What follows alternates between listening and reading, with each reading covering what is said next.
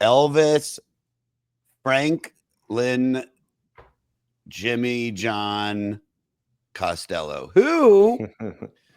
Who, Greg, this is a true story, which I'm about to tell. I usually lie, but this is the true one. For one. All right, Josh. So this is our, Jaron, correct me if I'm wrong. This is our third or fourth Elvis record on 3 the out of pod. 4.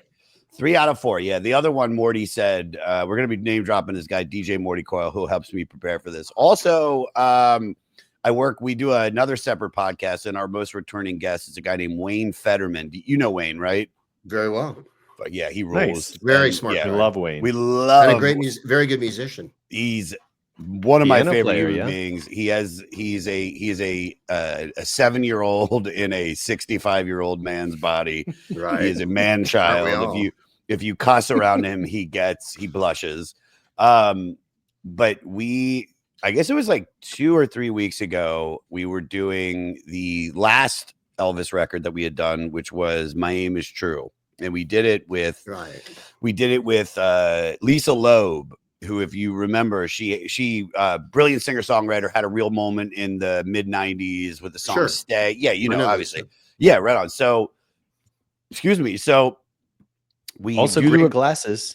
Great glasses. Blind Dime, as I like to call her, the hotties with the who need LASIK. We had such a great conversation, and because of the podcast, I was not an Elvis Costello fan before. I mean, there were songs that I liked, obviously, but that's what I love about this show is that you sit down with someone like you who's a fan of the record, or just somebody that their excitement for the album, where kind of basically I'm an empath, I'm a musical empath, and I feel it, and then I'm like, I'm a fan now. And we did the first one with Oliver's Army. I forget what that record's called. Armed Forces. We did Armed Forces a long time ago when we used to do them live before the pandy.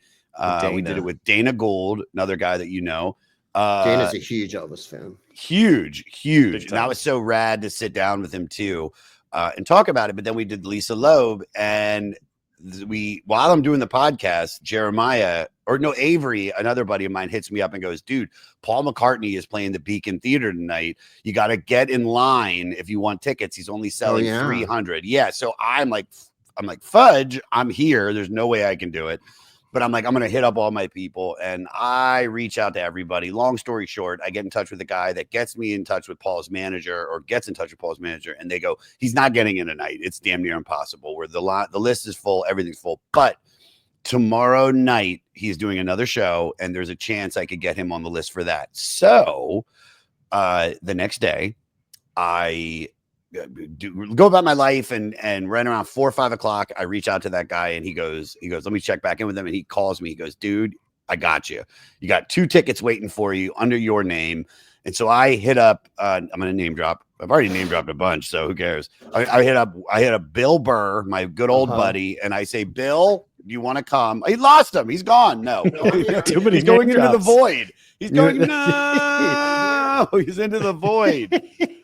You hit that number. It was like 7 name drops, and then he drops. I know. Maybe I should take a bite of my protein. Up, he's back. Well,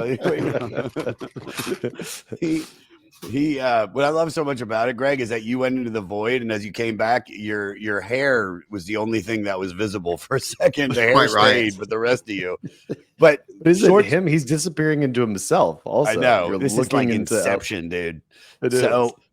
So the cool thing is, I get Bill tickets, and then me and Bill go, and we're down on the floor. And if you look up above, it's the who's who of every famous person in the world. Yoko Lennon, Yoko Ono, and Anne Hathaway, and Jerry Seinfeld, and this person and that person. And I look up, and up on the rafters to my right, Elvis Costello. Oh yeah, and come on. So yeah, and that's cool. I'm like, okay. I want to, hopefully he sees me, or just whatever. Maybe we can meet. And then, because I just had colored my hair pink that day, he looks down and he looks at me, and I give him like the I love you. And then he gives me rock fist. He goes like, and I'm like, yeah, dude, he's the man. And that's my Elvis Costello story. I've seen him live once. Well, he came out with Billy Joel at one of the Madison Square Garden gigs, and they did Pump It Up and they did Allentown. And then I keep missing him. He's played with the Attractions at the Beacon, and I've just fudged around, and I never got to go see him. Have you seen? I'm assuming you have. You must have seen Elvis, right? Probably 8 times. Wow, nice. What was the first time? 1970. Are we recording? Yeah, we're on. Yeah, dude. Oh, good. We're having a show. Right. I saw him the first time at the Cow Palace in San Francisco. It was Nick Lowe, Mick DeVille, and Elvis Costello. 1978. It was after the first album and right when the second album came out, so it was this year's model. And I thought they were super boss. Mind you, I was about 18.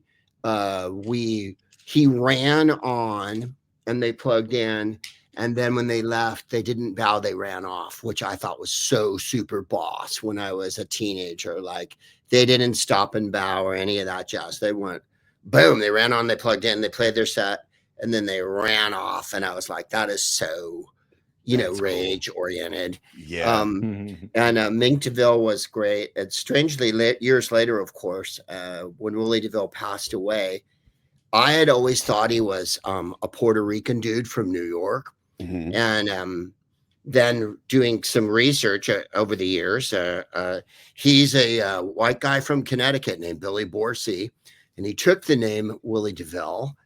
And the look of his band was Elvis was in a suit, and the Attractions were in suits, that very new wave look, glasses, ties. And Willie DeVille's band had like matching purple outfits with waistcoats and giant pompadours. Mm-hmm. They look like an early 60s garage Puerto Rican band. And Willie DeVille jumped in the air and got on his knees, and their music was very retro-y in those days. Of course, he went on to be a genius songwriter. He passed away about 10 years ago, but I was glad I got to see him because my wife's a huge Willie DeVille fan, and I'm the only one who ever saw Willie DeVille. Mind you, he was much bigger in Europe than he was in the United States, but they all, if you recall, at that time period in the late 70s, everyone got kind of lumped together. Punk and new wave, as they insisted on calling it in those days. Yeah. And Elvis Costello was at the head of the new wave thing. And you were supposed to be brisk and angry and go 1,000 miles an hour. I mean, he stopped a few times. The song Lipstick Vogue, I remember, got a real going over. And then as the years went by, I saw him a bunch of different places and various weights. He was stick thin in 1978. Mm-hmm. And then by trust, he put on a few Costellos, not a whole new Costello, but some Costellos. And he was much heavier then. And then, of course, he'd opened up his repertoire a lot more and everything. And, I mean, to be honest, I think Dana Gould is a much bigger consistent fan of Elvis across the years. I've seen him a million times, but I kind of left the boat around, the classical music, the Brodsky Quartet and all that jazz. Mm-hmm. And I'm a much more, I don't know if I'm a purist or a recidivist or whatever the word is, but the first 5 albums are where it's at for me. And then I still appreciate that he's a wonderful songwriter and promotes all kinds of music. It's just that nothing will ever capture for me the anger and the frustration and the elation of having someone that looked like me, that wore glasses and a suit. I'm glad you said it. Yeah. Was furious about relationships and stupidity and ignorance and all the things that I detested that no one was giving voice to. You have to remember in the late 70s, this is like Van Halen's first album, and Led Zeppelin was still going. He's wearing it. I'm wearing Van Hagar. You're wearing the Van Hagar one.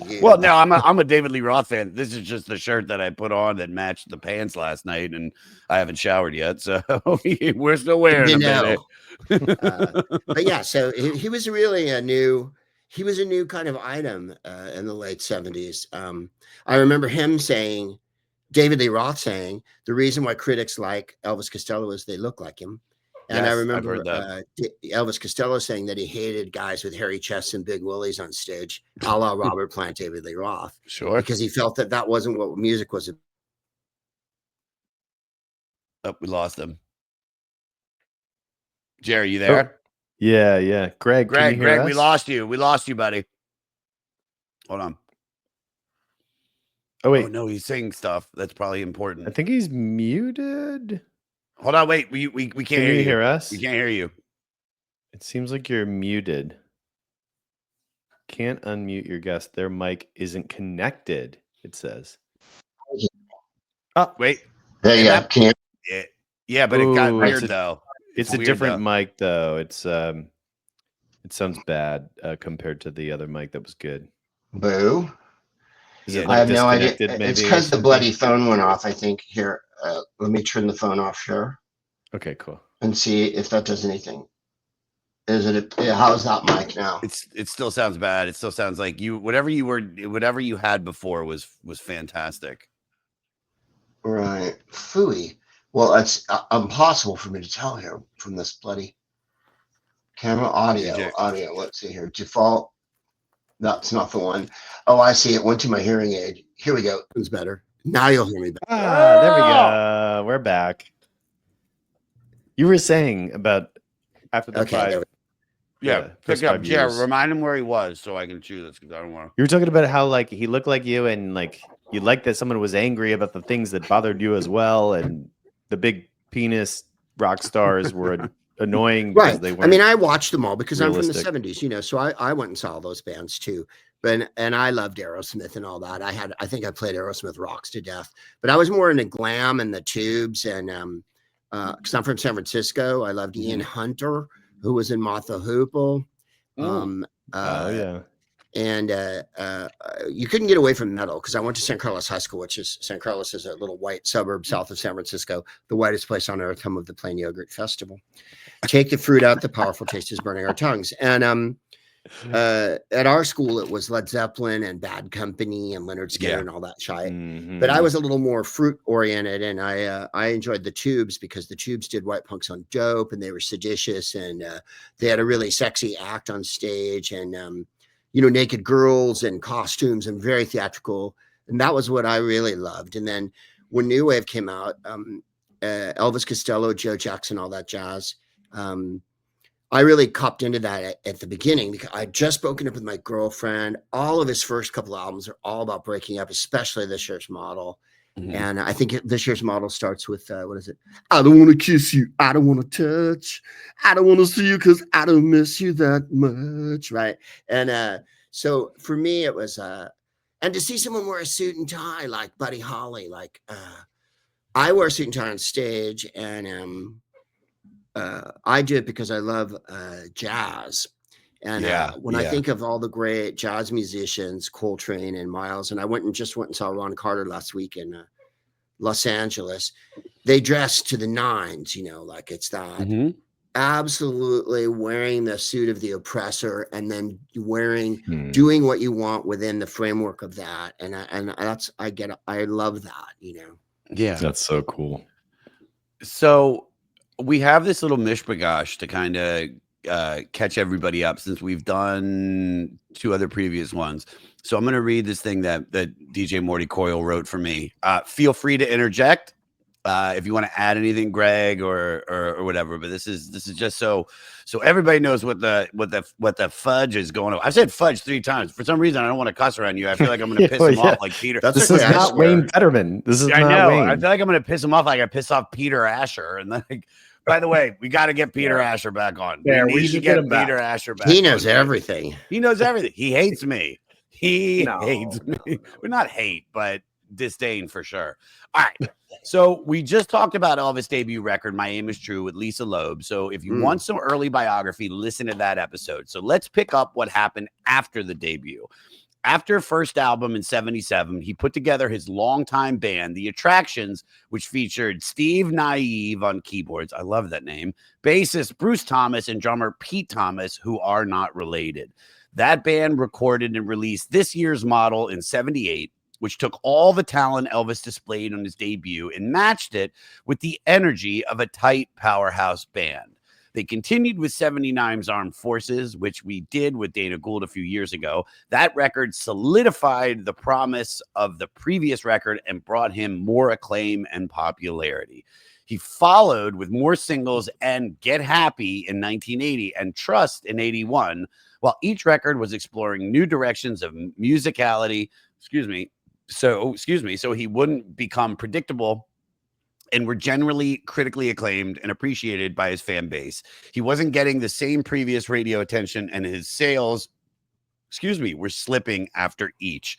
So Elvis stepped away from his longtime production engineering team of Nick Lowe and Roger Bisharian. Did I say that right? Yes. Okay, perfect. To go record an album of faithful country covers in Nashville with the Attractions. 81's Almost Blue is still often ranked low amongst Elvis discography, but it did all right. However, the stage was now set for what Elvis would do next. What did you think of his, Greg, I'm asking you, what did you think of his country covers? Were you already out by that point, or?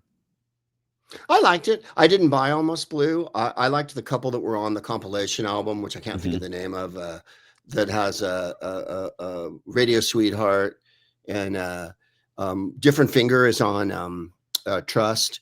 And so I kind of liked it. I liked his country bag. I thought it fitted him. I thought that he picked a good person. He was really worshipful of George Jones at the time.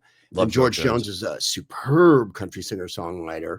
Yeah. Who really covers the waterfront as far as heartbreak goes, and drinking. And I noticed that Elvis mentions drinking a lot on the first bunch of albums, especially on Imperial Bedroom. Drinking gets a few notices. So I liked it, but it wasn't my favorite thing he ever did. Yeah. I liked Get Happy more because I thought Get Happy had a way more Motown soul feel to it. Yeah. And he did a couple of numbers that were he did a Sam and Dave number, and he did a Van McCoy number on Get Happy. He did what was it, Getting Mighty Crowded on Get Happy, which Van McCoy, who wrote The Hustle, was also Peaches and Herb's producer. And then the Cats, who wrote for Sam and Dave on that one, it was it Getting Mighty Crowded, I think it was. I just thought it had a bouncier feel. I know why he did the country, because country has all the elements that, seem so important to him, which is tragedy, loss, and that thing that he really worked at the beginning of his career, which was, I'm angry at you, and I'm frustrated, and I'm sad, and I'm alone. And certainly country is white people's blues. Sure. Storytelling too. Yeah. And storytelling. So, but yeah, now we're up to Imperial Bedroom, which is what, 82. Let me tell you something. I had all those other albums. I didn't have Get Happy. My girlfriend at the time had Get Happy and on cassette. Hello. But I had all the other ones on vinyl.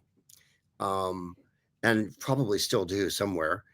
I even had the stand-up of this year's model, which was him holding the camera. And I had it in my room as a teenager. I think I went to the record store and talked them out of it or whatever. So that lived in my room for a long time. I love it. I love it. And then when I first started doing stand-up as a teenager, I would wear a tie, a skinny tie, and and the jeans and all that. Yeah, there you are. That's such an iconic picture. I love that picture. I've always thought that was really rad. Right. Yeah. You see a picture in 1,000 places. It's so good. All right. I got a little bit more. Hold on. So what he did was change his approach yet again. He intended to explore the studio space and expand his and the Attractions' musicality again. He continued his trend of using different producers, which would extend for his next few albums before returning to Nick Lowe in 86. Similarly to when the Beatles started using the studio space without worrying about how they would translate it to live shows because they had stopped touring, Elvis intended to be as ambitious and respectful of each song without reverting back to the speed, volume, and aggression of previous recordings. And who did he choose to helm the producer's chair but Geoff Emerick, the engineer at Abbey Road, who helped the Beatles achieve their most inventive and productive output. And rather than bring his songs in and have the band bash at them, Elvis allowed each song to breathe and tried many different approaches to capture them best. He trusted the material to stand on its own. The album's themes were still concerned with the fraught human interactions in and out of love, as well as character studies. Despite his forays into 60s inspired psychedelia, Baroque pop, art rock, Tin Pan Alley standards, and then current new wave. It's one of his more ballad and mid-tempo heavy collections. He achieved the purpose of allowing his songs to exist without being loudly or speedily aggressive. As Elvis said in 2002, the songs exhibit a malaise of the spirit and sinking feelings about happy endings. The soaring and spoiling of England was just underway. Passing from town to town on the tours of the early 80s, I came to know some people who seemed just as disenchanted and discouraged. Their stories found their way into these songs. Although this record continued the underperformance of previous records, it's still one of his most beloved records, as evidenced by his sellout tour for its 35th anniversary edition or celebration in 2017. And that, people, catches us up to Elvis, Jimmy Jam, Franklin Delano Roosevelt, Costello. Well, just to mention, Geoff Emerick being the producer, they were in the studio for 12 weeks, Greg. Is that a long time? Do you feel like it's a long time? I mean, just like, some of the 12 weeks compared to some of the albums that we've talked about that are a week recording or less, like a couple of days, like right. Well, I mean, the first Beatles weeks? album is what, 2 days? Yeah. Well, yeah, but that was like them, just the songs. I think they were already written, and I mean, I've only listened to Imperial Bedroom, My Aim Is True, and then I keep forgetting it. The one with Oliver's Army. Please correct me. Armed Forces. Armed Forces. Those are the only 3 records I've listened. And then I've heard, like, this is Elvis Costello on Dark Lord Spotify. So this is out of all 3 of them, I mean, I think I liked Armed Forces the most. Me too. But I liked it the best. Yeah. But I like this record though. And I mean, song wise, I mean, we're going to dig into some of these songs. How did you feel about what I said, or do you have anything you want to add, or before we start getting into the songs, Greg? Sure. My Aim Is True. I feel like they stuck him with another band. It was Clover from Marin or whatever. I think Huey Lewis is on. Yeah. It's the Huey Lewis band. Yeah. Once he got the band together and coalesced around Steve Naive's keyboards, I think the sound comes together more. The cohesiveness of what he sounded like. Hang on. Someone is banging on my door. Hang on 1 second. And this. You didn't piss him off with name dropping this time, though.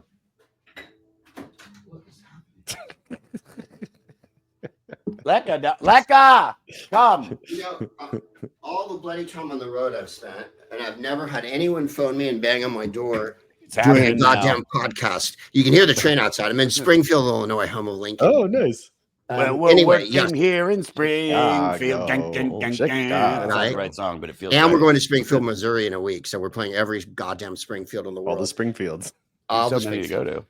I felt like this was a jump-off point, and it was the more pretentious songwriter album for me. I didn't buy this album. My very good friend Brian bought it, and we listened to it over and over. And I realized when I listened to it in preparation for today's podcast, I listened to it several times. I knew all the words still, Nice. And I hadn't listened to a lot of these records in a long time. And my friend Brian Lohman was a buddy of mine from San Francisco. We were in a comedy group together. He turned me on to so many hip things. Film noir, Out of the Past with Robert Mitchum. Beyond the Fringe with Peter Cook and Dudley Moore. He was Nichols and May. He played me Nichols and May. I don't think I'd ever heard all their albums before him. He had such great taste. And where I was coming from as an Elvis fan at the time was I was like, oh, he's getting more serious, right? Mm-hmm. Like he wants to be taken more seriously. Trust was still pretty much in the theme of all the other albums. And I listened to that one over and over in college. Like I said, the country one was not one I bought, so I didn't listen to it a million times. However, this album I did listen to a million times. And I think it doesn't have the pop punch and bite that some of the earlier albums have, like Armed Forces has Oliver's Army and Senior song. Service and a couple numbers that just jump right. Armed Forces might be his masterpiece. So good. But I think he would probably say, and I think a lot of Elvis fans would say, this is his Sgt. Pepper.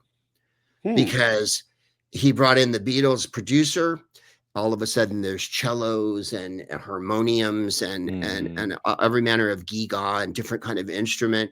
He screams on it, he croons on it, he stops doing the delivery that he did on the first 4 albums, and he takes his voice down a little bit, and so that he's more singery, more singer-songwritery, and a little less with that over the top kind of it's not as new wavy, not as hooky. And I think he's willing to let the songs breathe a little more. Also, you could argue it's a little more fragmentary. It's also a little more pastiche-y, if you will, in so much as some of the songs sound like they're much like Paul McCartney, who was also recording an album at the time with George Martin with Geoff Emerick. Yeah, well, George Martin, and Geoff Emerick was making an album with him too. They were making he was making 2 albums at the time.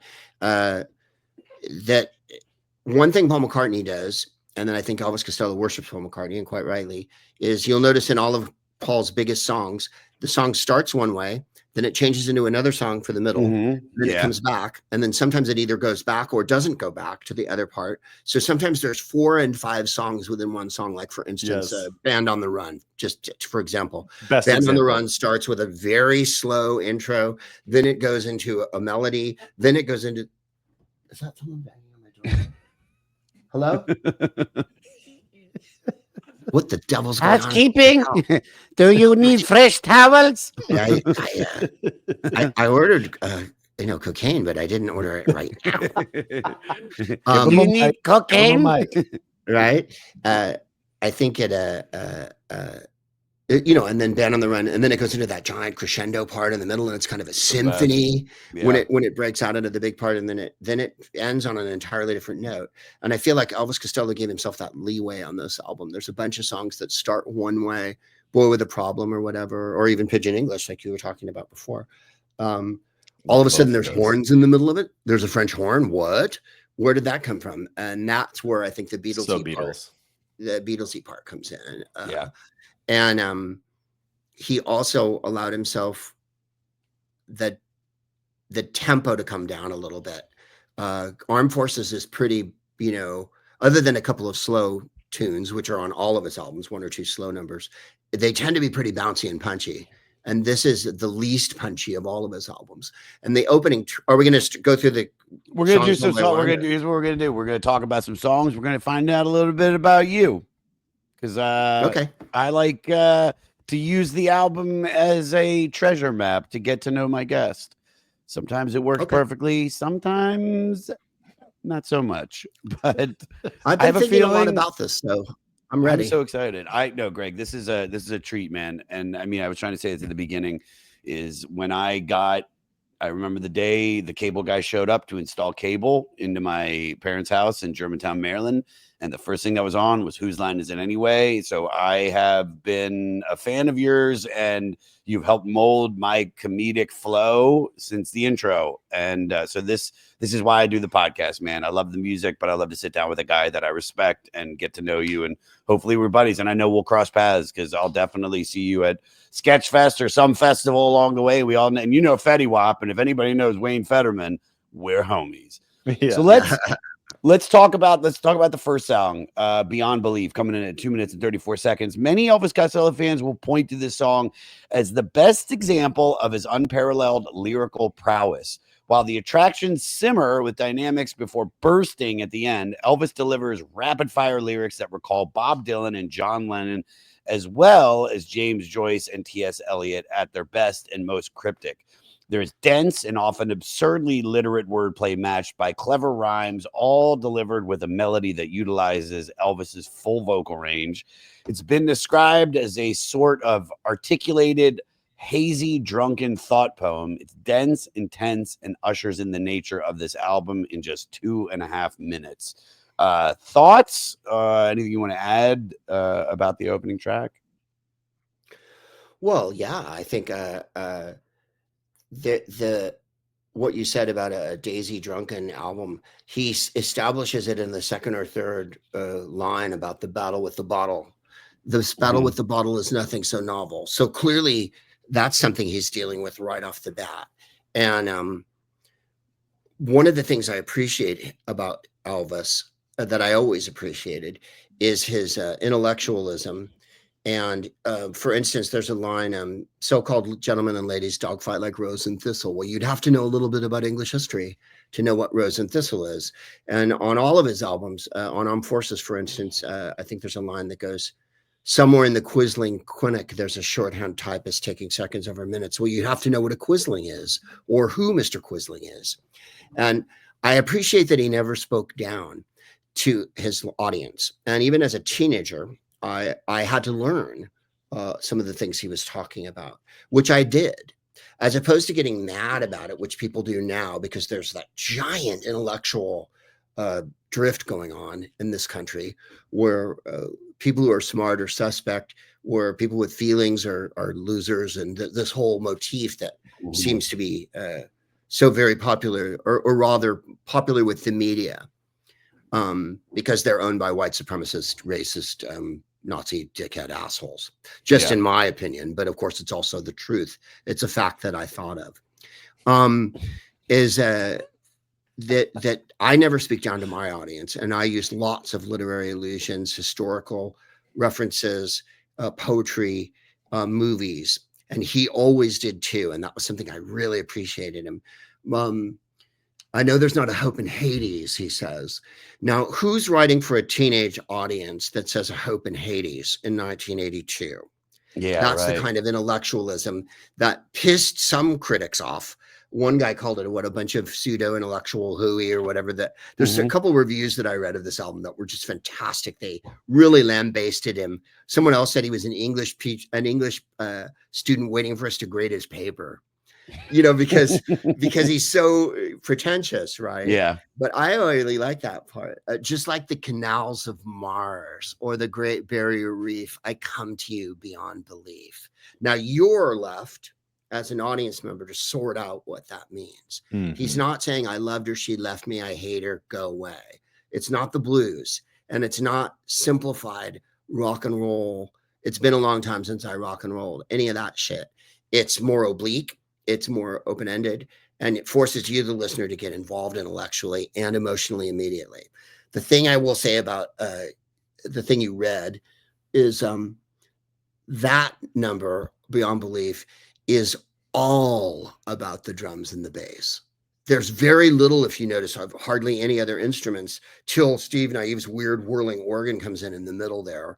That record is absolutely propelled by the bass.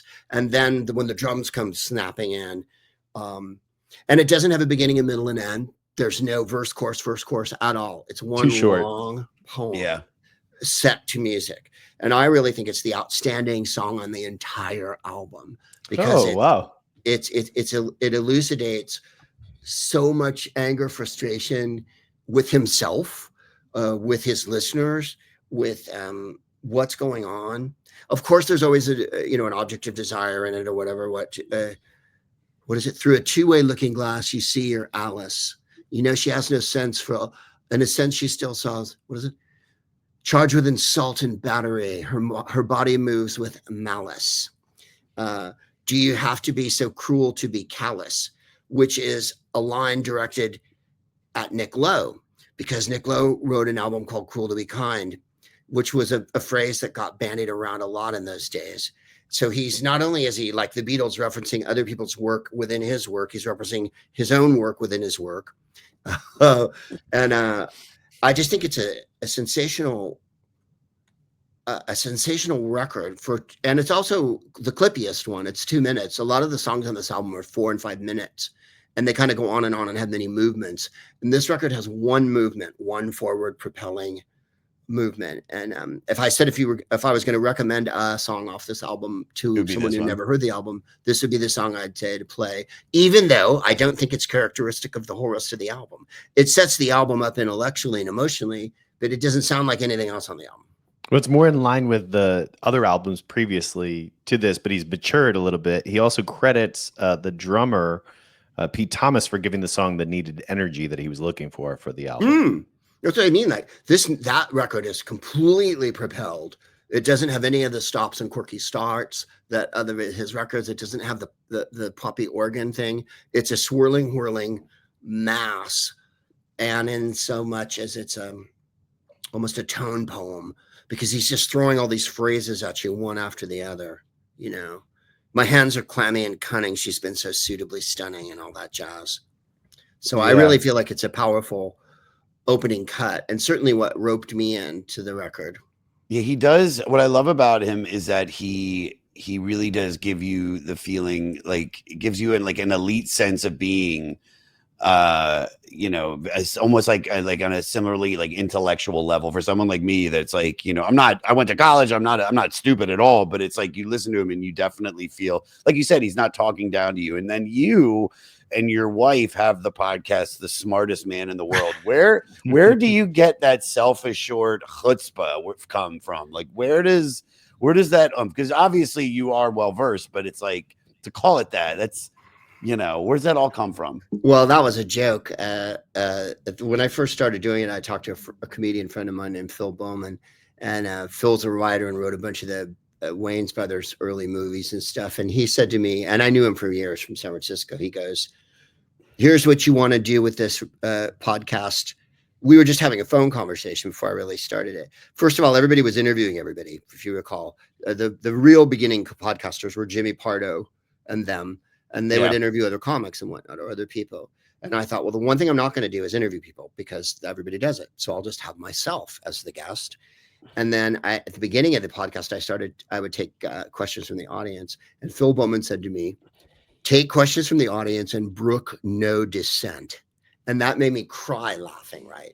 Because it means no one has another opinion but you, right? You can listen to other people, but you're right all the time. And then he said, you know, we just talked about the idea of being there was a movie at the time called The Smartest Guys in the Room that was about, you know, corrupt business people, as if there's another kind. And so we decided to call The Smartest Man in the World as sort of a defiant joke. Like, I'm the smartest man in the world. I don't talk to anyone on the show. I am my resource. I talk about what I want to talk about. It's all about me.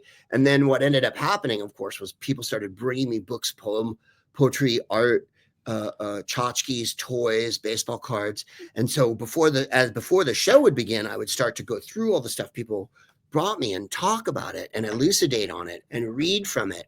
And it created a commonality with the audience and a connection that was impossible.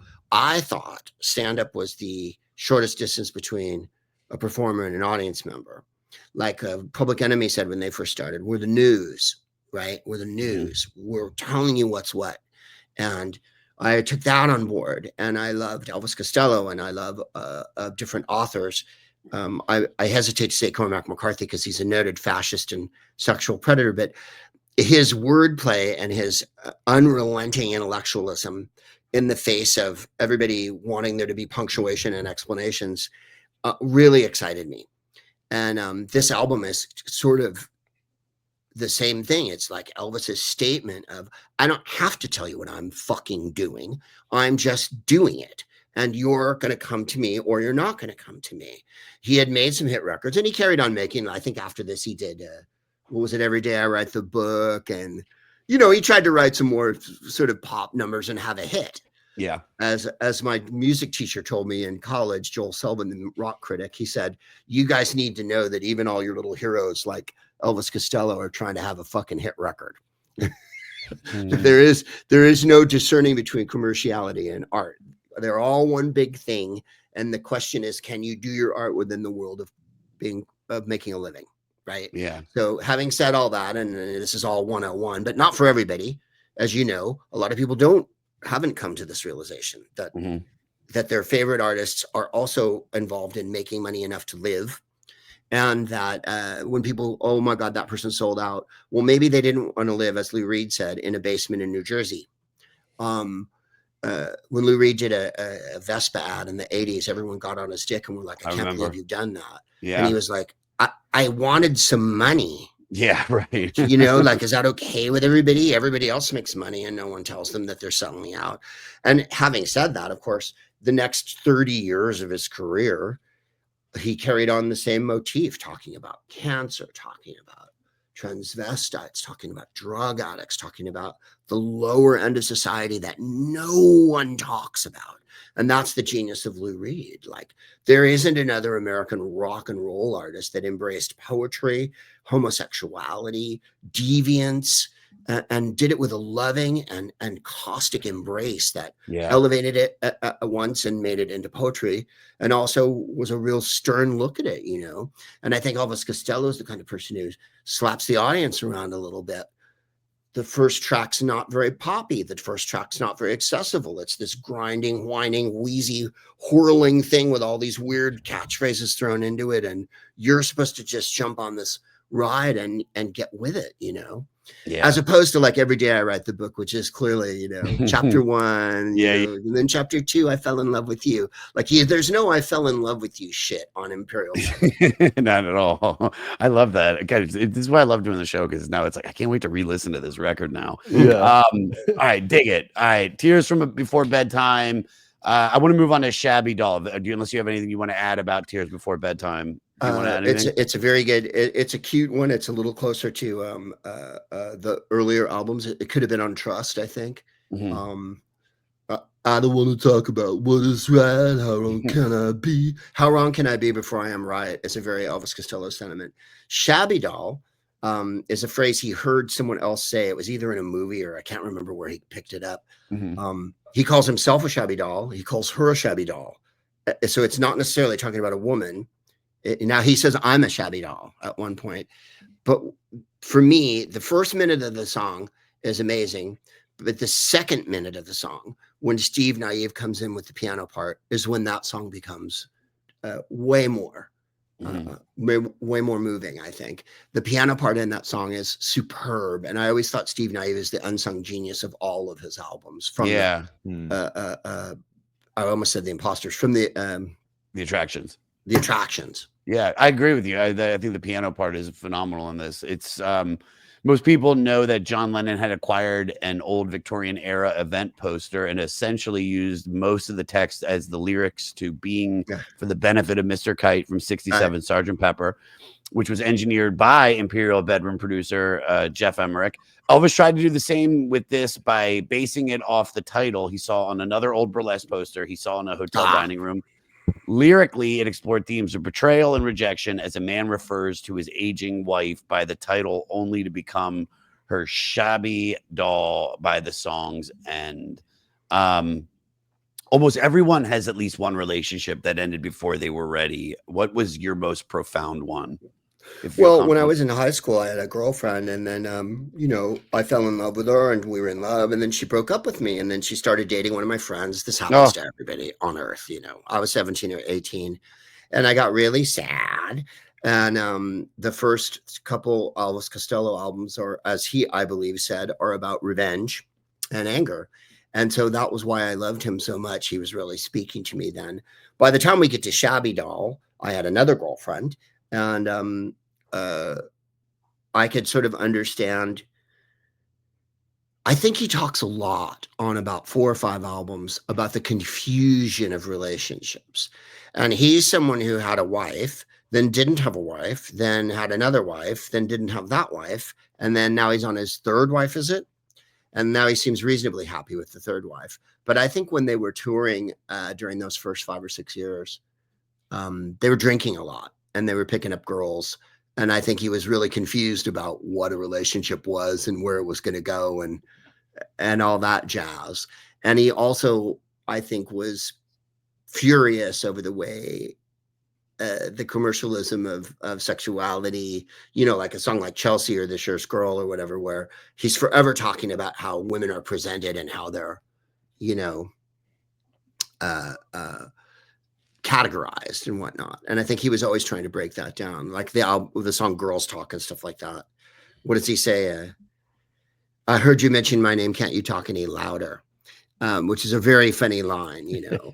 And it always comes back to his crushed ego. And I think that was sort of Shabby Doll is there's a girl, I'm going to get the lyrics wrong. There's a girl who's impressed and something depressed. But then again, she's half undressed. Yeah. But like I say, I think that the power in that record is really Steve Naive's piano, which when I listened to it again, just really got me. Dig it. Totally. Long Honeymoon. Man Out of Time. Let's talk about Man Out of Time. All right. Unless you have something you want to add about Long Honeymoon. I love Well, I think Long Honeymoon is like, you were talking about Cole Porter and all that jazz. I think Long Honeymoon is sort of his, that song, Making Whoopee from the 30s? Oh, yeah. Your Bride, Another Sunny Honeymoon. Long Honeymoon is sort of his, there's no money back guarantee of future happiness and all that jazz.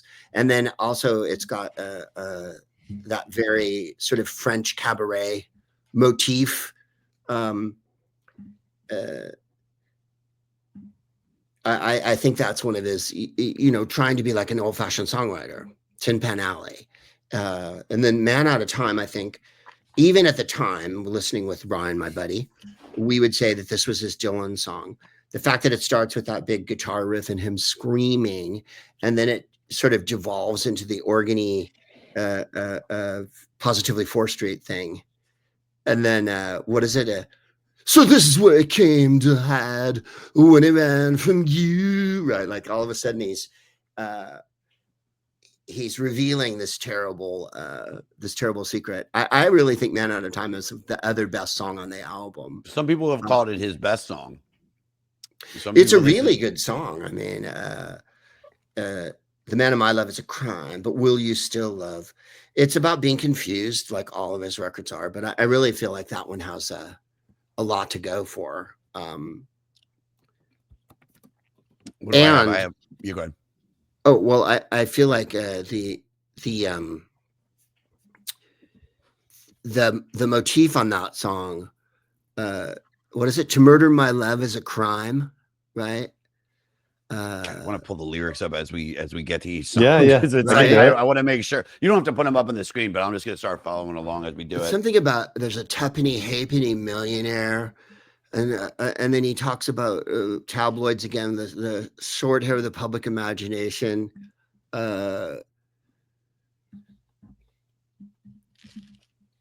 You drink yourself insensitive and hate yourself in the morning.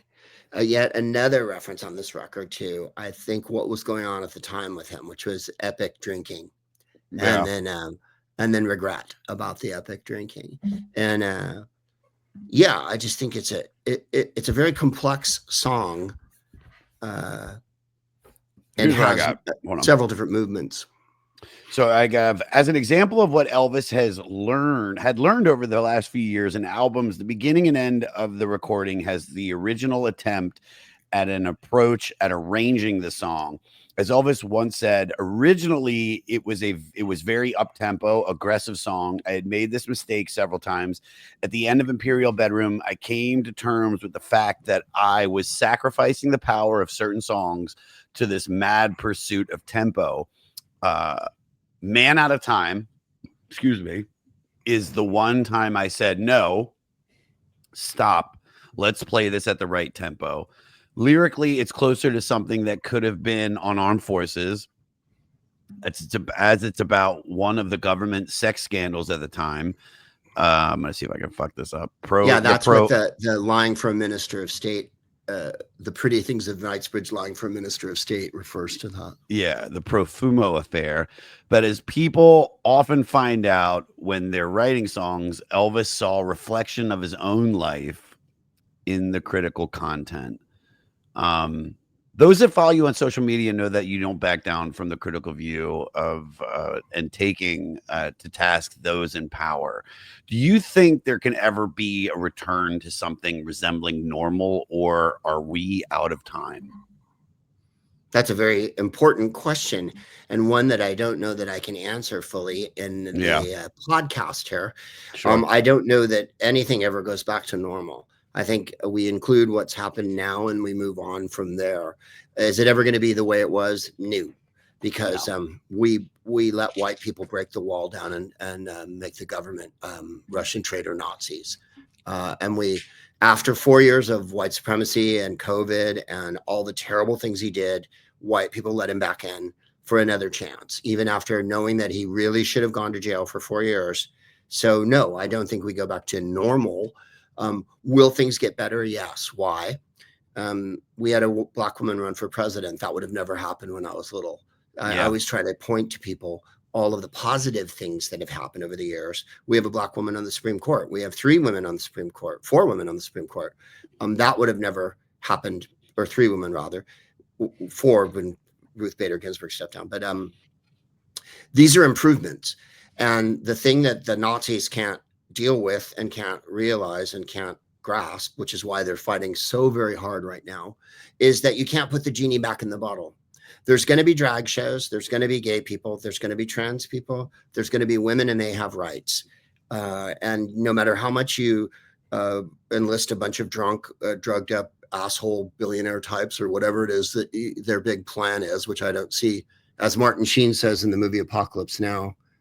What does he say? Colonel Kurtz says, do you object to my methods, Captain? And he says, I don't see any method at all. That's where I'm coming from. I don't see that they have a method. Their method is chaos, which is always the Russian method. The Russians never had a method. They've always been a second-rate group of barbarians. I don't mean every Russian person. Obviously. I mean the Russian government. Yeah. We have a huge Russian. I was like, dude, we're 70% Russian listeners. Yeah, right. But I mean, I think that things will get better. I think that the Americans are rising up and realizing what the bloody hell has been done. And I think that, the trick is can we get people to quit listening to misinformation? Can we get people to understand that there is such a thing as empirical truth, or at least a truth, and that the constant fire hose of lies and all that jazz confuses everybody and demoralizes them. And you needn't be that way. Now, I was thinking about what you said just now, last night, when I was thinking about this record. Ronald Reagan had become president. He stole the election from Jimmy Carter. Jimmy Carter wasn't a superb president. He was defied by his own Congress, who was Democratic. He had a lot of obstacles, the economy, but he was a good person. Yeah, he was. And good people are not something the media appreciates. Joe Biden was a good person. Joe Biden had a heart. He actually gave a shit whether kids ate. Let's just put it as simply as we can. Yeah. He tried to feed children. This group doesn't care whether children live, die. They can be sexually trafficked. They can die of measles. They can get COVID. They don't shot to death in groups, giant groups. Not one iota of care about any of that. And that's what the media loves. The media really, and I think Elvis Costello, if we go back, tying it back into the album. Yeah. Yes, we're out of time. Will we get out of this? Yes, I believe so. I do not deal in doom and gloom, and I'm forever optimistic about how the country goes. I would also point out to all the sad white people who are so sad right now that if you were a black person in 1963, you might feel worse than you do right now. So maybe you should pull your shit together, pull up your pants, and fucking deal. Right on. Because there's been 400 years of slavery, bondage, servitude, and abuse of women and children in this country. And the good part is, hey, guess what? We noticed. And so now we know that is a good thing that we noticed. It's only these horrible white people and horrible government that we have installed that want it to be another way. America was never great like they think it was great. To them, white supremacy is great. And I think Elvis Costello had to learn a very difficult lesson about that when he tried to be a smartass about it. Yeah. In any case, that's a long answer to your question, but nothing's not political. What can I tell you? Greg, fair. We appreciate it, and for the most part, we see exactly the same way. So I appreciate your honesty, and I appreciate your thoughts. All right.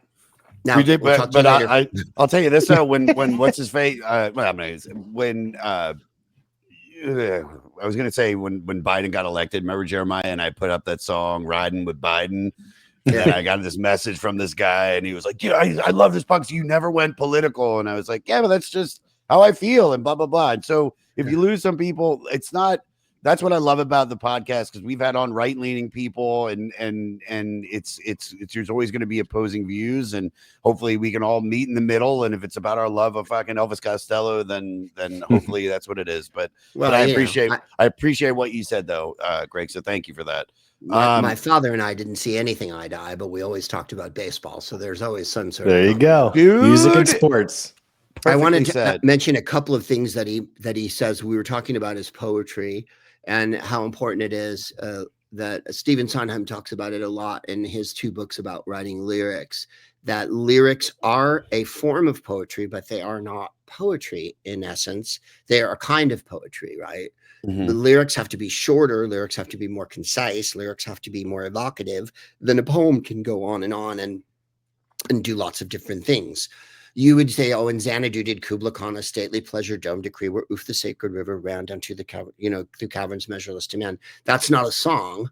That's something to be read or read aloud. In this record, he talks about the politics, the pretty things of Knightsbridge. There's a line here that I just looked at. Real life becomes a rumor for his private wife. That's a phrase. A private wife and kids somehow, real life becomes a rumor. Days of Dutch courage. And Dutch courage is a very English expression, which means you're only brave because you're drunk. Drinking is Dutch courage. Yeah. And then just 3 French letters and a German sense of humor. And a French letter is a condom. So it serves about 10 different meanings there. The 3 French letters and a German sense of humor means absolute. And I remember hearing it when I first heard the album. What an amazing phrase a German sense of humor is, because it's being devastating. A German sense of humor means you're a Nazi, right? You have no sense of humor. But Dutch, he throws in Dutch courage, French letter, and German sense of humor in 2 lines. Whoa. And like in New Amsterdam on Get Happy, he says to speak double Dutch to a real double Duchess and all that. I step on the brakes to get out of her clutches. But he really does have a lot of references about politics without until he gets to the Thatcher song, which is what Stamp the Dirt Down or whatever, which is on Spike, I guess. Mm-hmm. In any case, I just thought that turn of phrase was so astonishing. And that's his real strength as a songwriter. The thing that makes people not like him and think he's inaccessible is the thing that I find the most intriguing and what you love, piquant, if you will. Yeah, dig it. All right, Almost Blue, clocking in at 250. Although this is the title of the previous year's country covers album, this is a beautiful torch song of pain and longing for a past relationship while in the midst of a current one. It already sounded like a well-worn standard when it came out. It's based on 50s cool as fuck trumpet and vocal legend Chet Baker.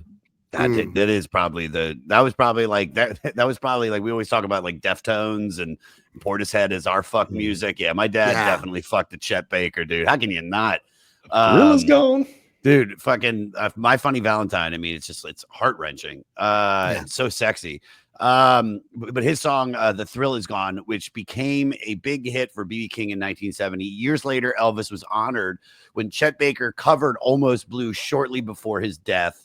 Chet Baker also played a solo on the ballad Shipbuilding on Elvis' next record, 1980's Punch the Clock. Thoughts on Almost Blue, lyrics that you love, whatever, you take it over. Like you said, there's songs that you hear, like when Start Me Up came out, which was, I think, the year before this, 81 maybe. I thought it was an old Stones song when I heard it, because it had so much authenticity and the riff was so strong. And then when you hear this song, you think, is this a cover? You know, is this a Jerome Kern, or is it Hank Williams? Or, you know what I mean? Like, didn't someone already write this song? It seems so patently obvious that someone would have already written a song called Almost Blue, almost doing things we used to do. And the fact that he jumps right in with that, like you say, it's a standard before you get through it. You're like, oh my God, this is something everyone's going to sing forever. Yeah. I think that the line flirting with this disaster, what is it? Flirting with This Disaster became me. That is genius. And I love Chet Baker's version of it. And like you say, if the guys out there, if you want to get over with the chicks, as it were, or anybody who wants to get over with anybody, I would pick up the Chet Baker albums where he sings. Yes. Because his singing, not only is he a wonderful trumpet player and a dreamboat, as well as being a horrible snitch and a terrible junkie and an awful human being who was defenestrated by gangsters. He has one of the few people you can say was actually defenestrated in the meaning of the word. Please explain being it. Thrown out a window. Oh, wow. That's a word for you. Defenestrated? That's like, no shit. A window in French is a fenêtre, and to be thrown out of the window is to be de fenêtre. I'm going to use that. And so Chet Baker was thrown out of a window by gangsters, and that was what we call being defenestrated. And so on top of all those things, he was a dreamboat, and he had great hair, and he had awesome looks, and he went to Italy and he made movies, and his records are absolutely lush, romantic, and dreamy. Yeah, they really so are. you have to separate the artist from the art, and Chet Baker was an awesome choice to do the record. Can I ask you a question? And to do the solo on I want to ask you, we're talking about cool. We're talking about cool here. Because you've worked with some really cool people. Who is absolutely the coolest person that blew you away to be hanging with? The coolest? Yeah. That's a good question. Well, I mean, I've met a bunch of people. As far as working with people, I mean, all the Who's Line guys are pretty groovy, but I mean, I thought Robin Williams was cool, but not in a sense of like cool like Chet Baker. He was cool because he was a real mensch, you know? Yeah. Like he actually cared about people and he had human feelings, and he was astonishingly warm and lovely, and he had a vitality that drew you to him. And when audiences saw him, they were at once completely elated and absolutely captivated. Like, I've only seen 4 or 5 people in person ever that made everybody look at them and lit the room up. You know, I was in a nightclub with David Bowie doing a morning show. Yeah. And he was, you know, just several feet from us, and he was able to turn it on and off. Like he, a couple times just would sort of like smile at the crowd. Sean Connery, I've had lunch with, and, but with a room full of people, of course, I wasn't the only, it wasn't the 2 of us. Otherwise I would have jumped him and told you all about it. He had that kind of magnetism. Yeah. And Robin Williams had it, that literally people wanted to touch, they wanted to be part of it. And I think if that's what cool is, then yes. As far as detached and removed and awesome, I mean, you know, I've met Debbie Harry, and I've met Paul McCartney, and I've met a lot of rock stars because I've been around a lot and hung around. Yeah. I mean, okay, Ron Carter, who I just saw last week, is 88 years old. He worked with Miles Davis. He was a teenager in Thelonious Monk's band. Ron Carter speaks like this. Ooh. And he took my wife's hands in his hands when we saw him last week and went, "Be safe." Oh God, yeah. And he is and wears like these fuck off Italian suits and plays absolutely exquisite jazz. Like, I think he might be the coolest person I've ever seen and talked to.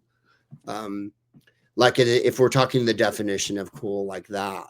Yeah. I love that you said that. Like when like somebody walks in the room and every eye is on them. I forget who said it, but they said Bill Clinton has that, and Axl Rose. Like they walk in the room and it's just like the air is taken out of it because their energy and just their being. You know, I'm trying to think who I've met that was like that. I met Kevin Bacon last night. He was pretty cool. Well, he seemed like a nice person and very smart and sexy. Like Bill Clinton, I saw speak before Hillary ran the first time, and it was an interview, but before he did the interview, he stood up and spoke.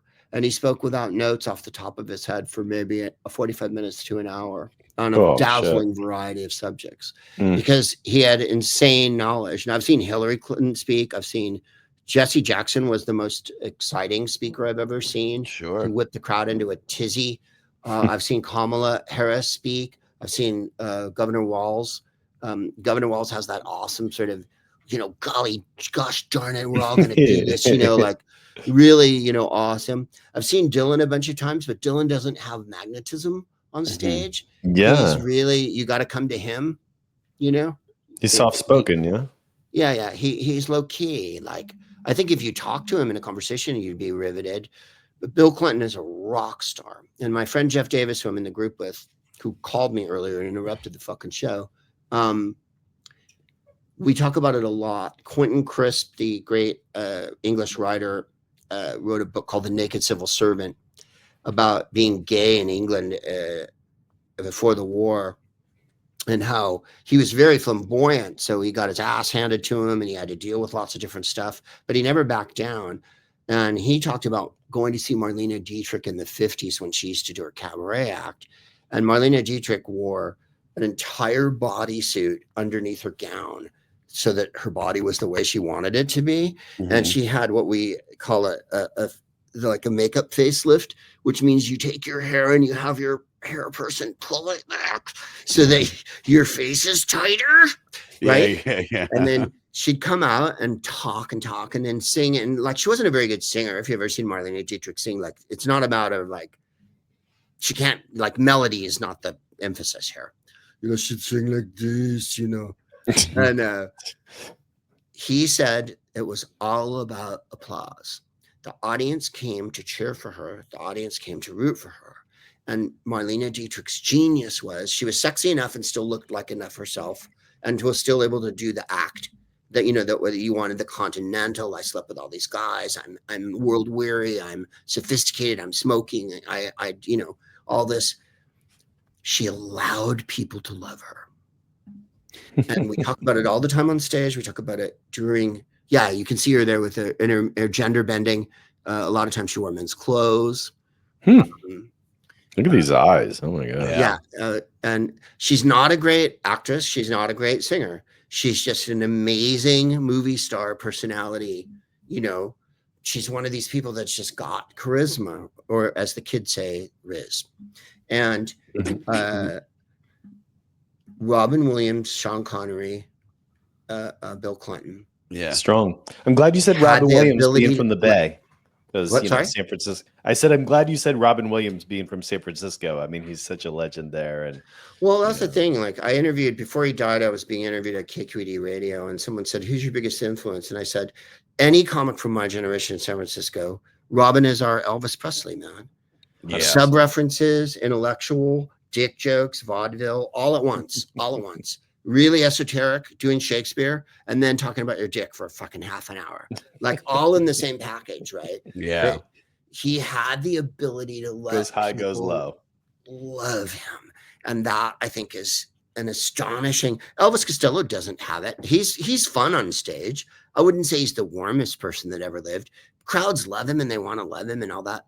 Like, Mick Jagger is much better at, like, dazzling the crowd. And then at the end, they stop and they take this huge bow. And that's the moment when the Stones fans get to fucking, that's why they've come. Now, when I saw Dylan years ago, and about 25 years ago, when he was still playing guitar and dancing around, and who was in his band, and Ron Sexsmith and whatnot, they did a bow that I've never seen anyone do. The whole band lined up like this and stared at the audience like that for like 5 minutes. That was it. And the more they stood there and didn't bow or acknowledge the audience, the place went batshit. Yeah, and that was the exact opposite of, like, the Stones do we got the towels around our neck and we're all fucking holding each other. That, they do the good old collegiate, look how friendly we are and all this shit. And Dylan's band literally glared at the crowd. And I was exhilarated. I was like, what an ending. Because he sang all these great songs and he was in really good form and everyone was losing their mind. And then they just fucking stood there. And I was like, wow. So Seems there's like a million Dylan. ways to as a comedian, I'm not a big fan of comics who seduce the audience, like crowd pleasing type comics. That's not my favorite. I'm way more on the Dana Gould, George Carlin, No surprise. Yeah. George You're Carlin, an intellectual. You're an Right. intellectual. I mean, he came out and he said, "Fuck you" to the crowd when I saw him once at the Comedy Store. That was his opening line. The place was standing and screaming for him. And he went, "Fuck you." And then he goes, "I just want you to feel at home." Before we move on to the next song, I just got to take a quick piss. I'll be back in 2 seconds, guys. I'm sorry. Oh right. my God. It's so fun. Me too. How much longer do we have to go? I have to Should we all piss? get ready to about it. Yeah, we don't have probably not much more. Okay. Yeah. I'm sorry. I really am long-winded. No, this is a blast. This is so great. I lived in the Bay Area for a while in Sausalito, so I'd go into the Robin Williams tunnel every day, going back and forth to work. So he's such a legend there, in the world, but there in particular. He really is. And he used to play that little horrible room in the Throckmorton in Mill Valley and shit, and I'd see him there. Oh yeah. I haven't listened to before I lived there, or watched 1 minute of Robin since he died. I haven't watched any of the movies, listened to any of the records, watched any. Oh, him and Joan. I knew Joan and I knew Robin, and I worshipped them both. And oh my God, it'll be 11 years this year in the summer. I'm not dealing with their passing very well. I wouldn't say I was really friendly with Robin. Every day, he just meant the world to me, Yeah. And it's cool you had that personal relationship, a little bit of one that sounds. Yeah, we knew each other and we were really friendly and we riffed together and stuff. And every time I saw him, he hugged me and he called me Mr. Proops. Would you see him there or in LA? Mr. Proops. You see him in LA? San Francisco and LA. I'd see him everywhere. See him both. Yeah. Is that where do you live in LA or are you in San I live in Francisco? LA, yeah. But he was just an important person in comedy. Yeah. And one of the few people that's actually was genuinely a nice person. Yeah. Made it. Show business is there's nice people in show business. I wouldn't say that's all assholes. But there's a lot of assholes. 50-50. And I don't mean the performers. I mean the people who run show business. Oh, yeah. The one thing, I'll make a quick connection between the two. So Elvis, I'm learning, I should know this by now, is a super sensitive person. That doesn't surprise me. Same thing, I think, about Robin Williams. I think they were, just very sensitive people. Am I wrong? Oh, I wouldn't say so. I'd say he's sensitive. I think the lyrics and the emotional honesty tell you how sensitive he is. Yeah. He's never, Elvis Costello is not going to write "Walk This Way," is he? You know what I mean? Like that's not where he's coming from. He's going to tell you how sad he is. Just the confusion walk this way, with but like he said, he'll make it. Hey, there's nothing against "Walk This Way."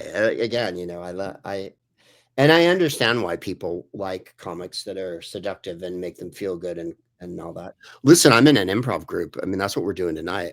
And I don't have a chance to sit there and be a cynical political comic with an improv group. We're clowns. Yeah. Each other. We dance around. We sing and shit. I mean, it's a crowd pleasing show. So I like vaudeville as much as the next person. How would if Elvis Costello wrote "Walk This Way"? What would the lyrics be like? How would it be like? Well, you walking this way like a Renaissance painting, standing there with your heart on your sleeve. She had a sister, a little sister.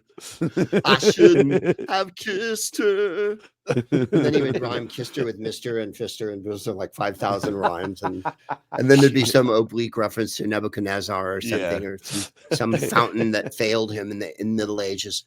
Oh, I believe there's this album. He mentions there's a boy all alone holding hands with himself and a girl in a window in the Reeperbahn, and the Reeperbahn is a city in a street in now I'm forgetting where the Beatles. Liverpool. and not Liverpool, the German Hedberg.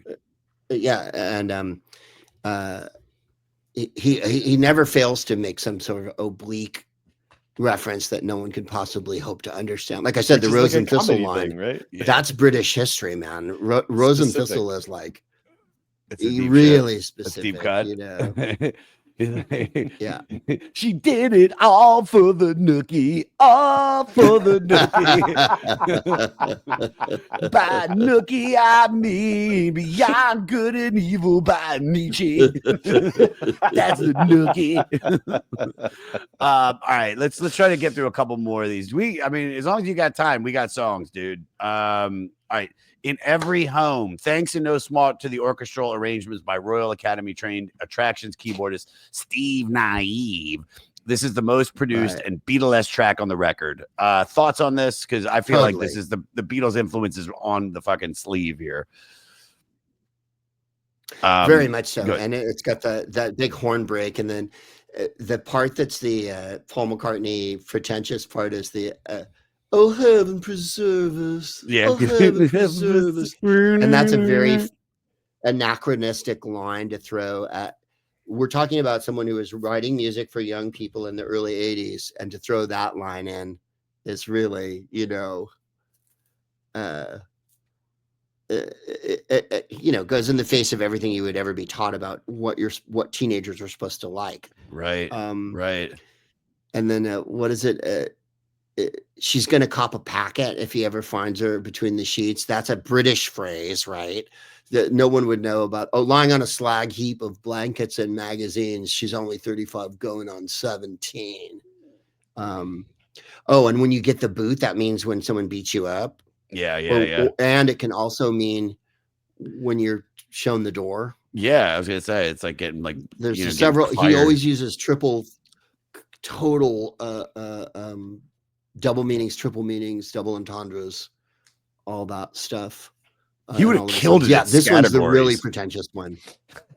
Yeah, right. So speaking of that, he's got the Beatles influences because obviously there's no getting around it. After them, but this album has a special connection. Like we said, less than 10 years later, Elvis would be co-writing songs with Paul McCartney. So who was your formative influence or influences that set you on the path? Or did you ever get the opportunity to let them know that they were the influence? I don't, know. I mean, I met Paul McCartney. I did not tell him how important he was to me. I think he was aware of that. Robin, I never told him, but I think he knew.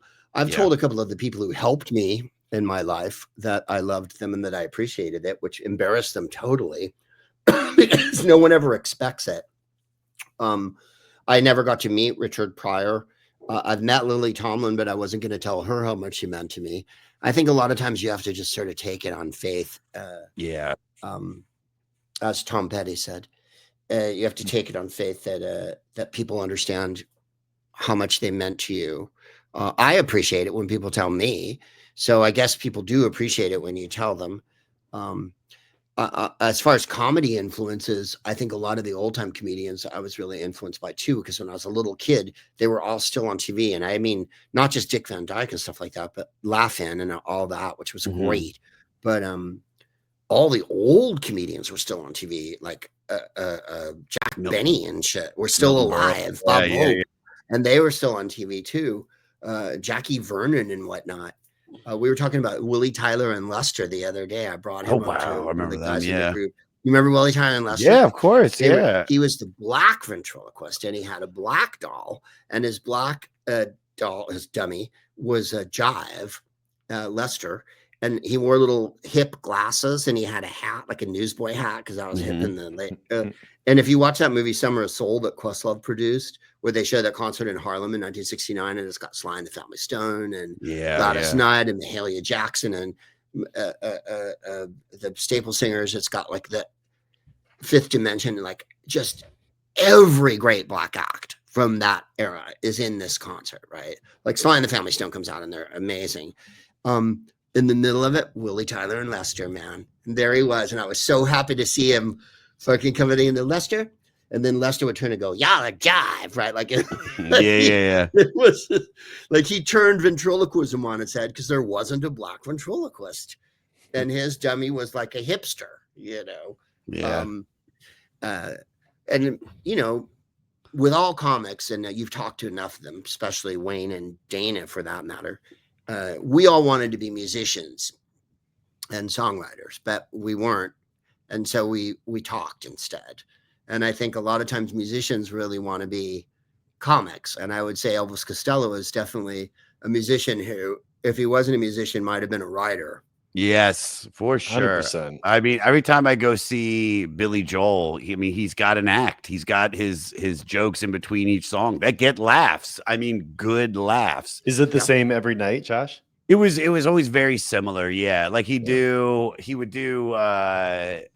just the way you are. And at the end of it, and he goes, and he'd be like, just the way you are. And then he hits the note, and then he's like, and then we got divorced. And then the laugh comes, and everybody's like, right. So he's he's just so funny. And I mean, Paul McCartney at that show was just he has an act. Because they're comfortable on stage, you know, they're comfortable. And, you know, if I saw Bob Dylan live once, and I'm not the biggest Bob Dylan fan. I'm becoming one because I'm listening to Bob Dylan in order of this podcast. So I started with Time Out of Mind, which is not the record I would tell anybody to listen to Bob Dylan to. First, you got to listen to Highway, and you got to listen to, you know, Blonde on Blonde. You got to listen to the old Blood shit on the Tracks. to understand the new shit. But I went a long time ago because the band opening was my friend's band, and he didn't talk to the audience once, stood in the back. And it's like some performers do that. I like a performer that, you know, like talk to us a little bit. And I know Bob doesn't need to, nor should he. But I love that Billy. I think that's why Billy is so popular too. His songs are phenomenal, but also you feel like you know Billy. And that's what we want. We just want more of him. So he had the funniest line. I watched a documentary about him years ago, and he was in Martha's Vineyard or whatever. And they were talking to him about, he goes, every single person came up to me because he had been married to Christy Brinkley when he'd been there before. And now he'd come back and he wasn't married to her. And he goes, every single fucking person comes up to me at this party and goes, I don't know why Christy left you. You're so funny. He's a trip, dude. He is a trip. All right. I'm going to not to skip over the Loved Ones in Human Hands, but let's get to Kid about it. Unless you want to add something about Loved Ones in Human Hands, because I don't want to, like, you know, if you want to say something or you love lyrics or whatever, please do. You have anything? I do. The Loved Ones I want to talk about because I remember at the time when the record came out, this was his sort of Don't OD record.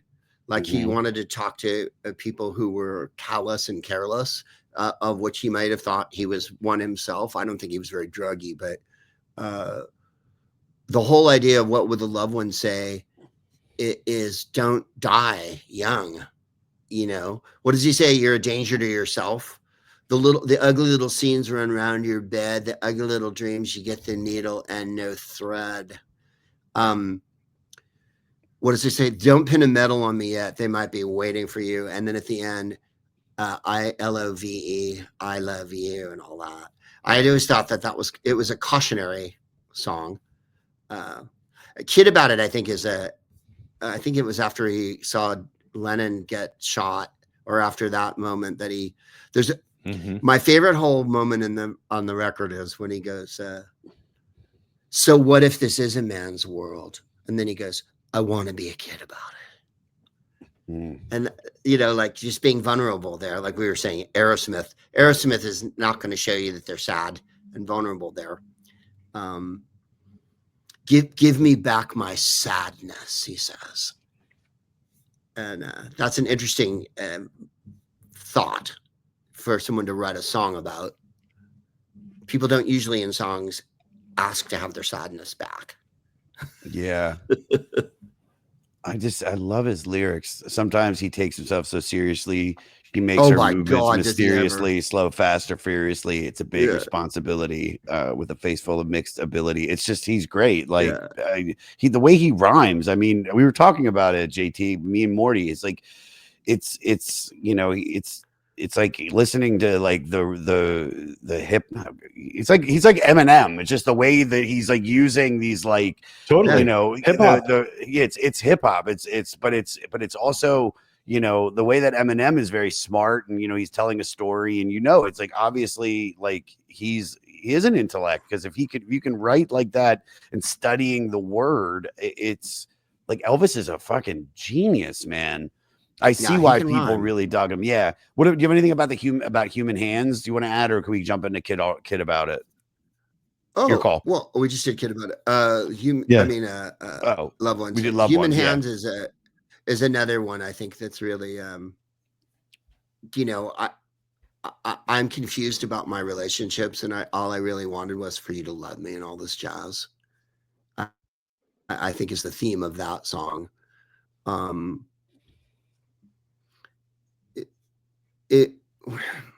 just love that line. There's a boy somewhere holding hands with himself. That's really that's cool. The line that is so. I'm lonely, and I wanna. The blue. When I was getting ready to talk to you today, I kept singing that line over and over again, with only the blue light of the TV on, because he goes out of his way to say the TV has a blue light, and I think that's a very studied choice. Like you say about Eminem, and that's the other thing I would put forward about hip hop. When white people go, I don't like hip hop, or I don't think rap music's good, or whatever, they're missing a good deal of the poetry. Yeah, they are. Because it's a story being told in verse. Yes. And when white people got upset over the Super Bowl, and halftime show. God, Kendrick. I just blanked on his name. Kendrick Lamar. He won a Pulitzer Prize 5 years ago. I mean, like that, and the Pulitzer committee had to pull it together and like go, Kendrick Lamar's, like when Dylan won the Nobel Prize, he won the Nobel Prize for literature. So Kendrick Lamar won a Pulitzer Prize for his writing, and Bob Dylan won a Nobel Prize for his writing, not the melody, not the not the whatever the pop, that not the glamour, glitzer, for what they're talking about, the substance of what they're talking about, and the visual effects that Kendrick Lamar did of having all those black men wearing the same outfit, all of them looking like they were at one point contained. All of them being roped into one area, and then they all kind of fell over and died at one point. It was a very profound visual statement. Yeah, it was. That was lost on a lot of white people, because white people like girls to shake their ass and beer and stuff like that, and they don't really go for the subtlety or the layered meanings of something. When Beyonce gets up and wears a cowboy outfit and sings cowboy songs, she's reclaiming America for black people. She's explaining America to white people, that black people invented country music too. Hello, because they did. And black people invented all of our music. Not that they're the only ones who did, but they did.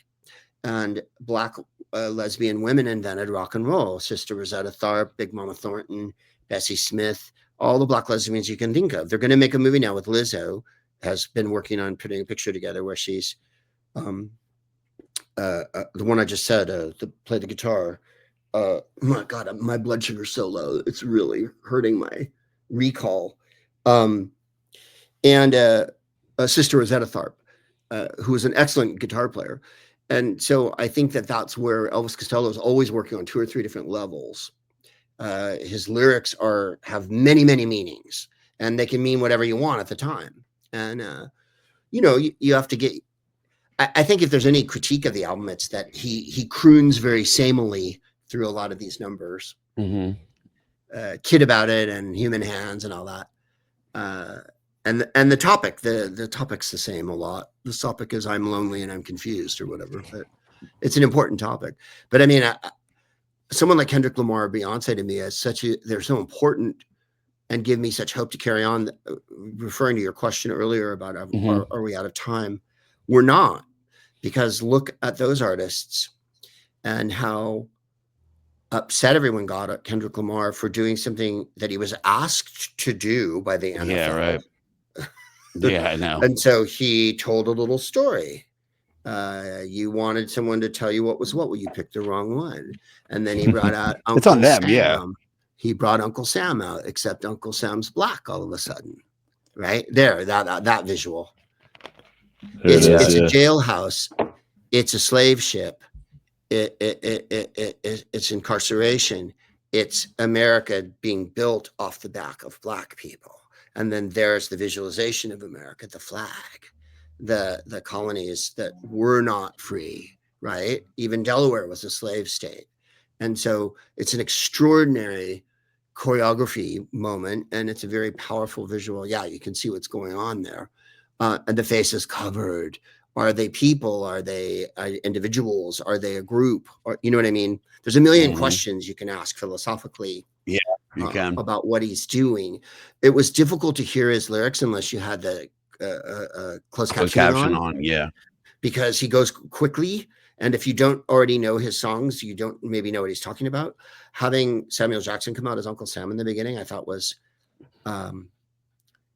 brilliant. It showed, and I don't want people to take this wrong, the effrontery to take the most American of things, Uncle Sam, the white guy who wants you to support America, and show you that America isn't a white guy.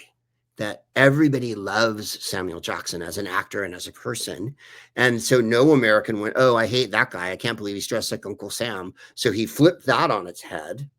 And then, so now Uncle Sam's telling him, you're too ghetto. What the fuck was that? In the middle of the song, in the middle of his 18 minutes or whatever he had to deal with, he stops the show and says, you're too black.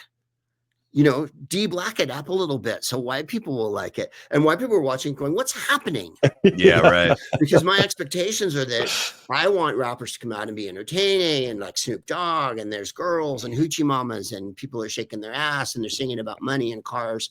And Kendrick Lamar does not do that. Kendrick Lamar is giving a history lesson within the context of his own personal experience and the poetry that he's writing. And so I think defying expectations is such a brilliant thing for artists to do. I don't think Beyonce's done anything but that over the last bunch of albums since she left Destiny's Child and has been on her own. There was the album that she made where they're in the Louvre, the one where I don't know if you saw any of that. There's the Lemonade album where she absolutely cops to these French independent films from the 60s when she's smashing the car. That's a riff from a French film from the 60s.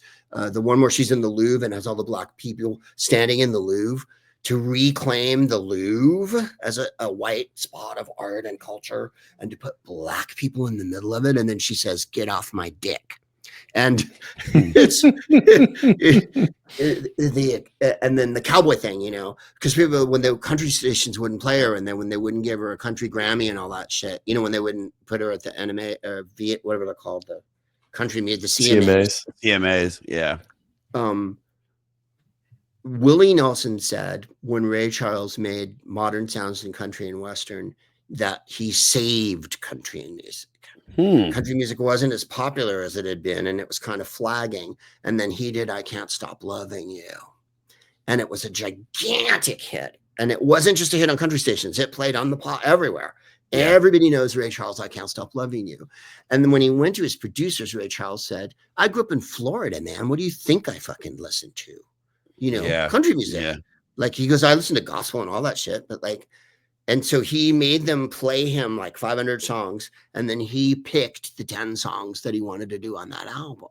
And the producers kept going, well, how is this going to work? And he's like, it's going to work because I'm going to make it into this lush, delicious, AM, beautiful, thing that white people won't be able to fucking resist. And I'm going to take their music and I'm going to do it as a black person. You know what I mean? But it's not their music. Well, that's the thing I hate. Like, country music isn't white people music. White people made country music white people music. Yeah. Just like white people made rock and roll white people music. Rock and roll was invented by Little Richard and fucking Chuck Berry. Yeah. You know, Chuck Berry. When it became rock, then wait a minute, we have to move. That's why Prince scared everybody so hard. Prince was all of a sudden like, wait a minute, what about, he's got a white audience? You know, what? Yeah. He's mixing everything together. He's the best. I'm doing Sly and the Family Stone shtick. I got girls in the band. We're polysexual. I'm fucking the floor. I'm jacking off my guitar. What are you doing? How come I can't? You're not acting hetero, you know, you're not acting like a straight guy. And that makes people confused. And then they have to digest all these other things. And Elvis Costello, now he's been around 1,000 years. So everybody understands more the motif and what he's done and where he's coming from. But in the late 70s, it was transgressive, and not in the same way that coming out or anything was transgressive, but in the way that he wasn't a conventional rock star at all. Rock stars weren't ugly little guys with glasses. Yeah, I know. Yeah. So that was a really big deal in 1970 that you would let a smart, ugly guy with glasses who was angry about everything into the club. The club was Pink Floyd, man. Yeah, I know. It's another person that we had on the podcast that said the same thing about the Clash was Tom Morello, where he said, you know, I went to see them and they had their amp on a chair and was mic'd, and I was like, I have that same amp. He goes, I can do that because all the rock stars before were those guys with the, you know, with cock pants, like, you know, like Robert Plant, and they look like these gods. And then you have dude, fucking Joe Strummer looks like a dude.